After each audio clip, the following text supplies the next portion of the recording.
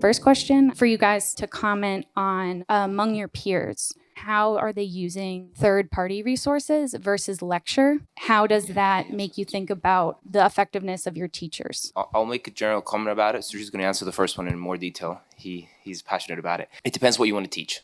So in our book, we're going to present tomorrow, we go into depth in this on how to teach and different stuff. So if we're going to put this, we can put this in two categories. We can say that we're teaching virtues or values and we're teaching skills.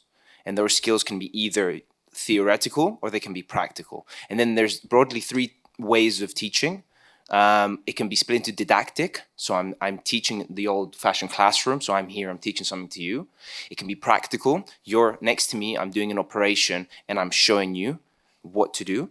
And then it could be experiential. So like Umar, did I get that right? So what Umar said before, I place you in a circumstance next to some people, and because we're people that mimic, the values or virtues in that area rub off onto you and you become that. That's the closure. That's a general comment about what you're teaching. And there's so many methods in this. One of them, it's Swartz rounds for like experiential teaching. Narrative medicine is amazing as well. So for me, I'll be honest, in my first clinical year, I tried everything under the sun to actually learn what was going on, and I struggled.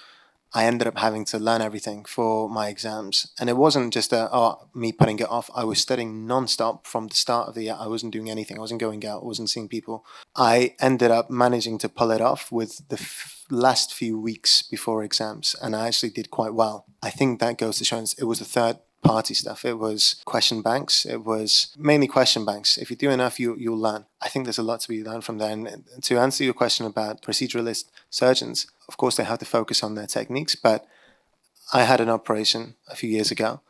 Even then, the surgeon came in, spoke to me. I could tell from the moment she walked in, all she wanted to do was walk out and go to the next person. That makes a big difference to someone who knows they're going to be under this person's knife.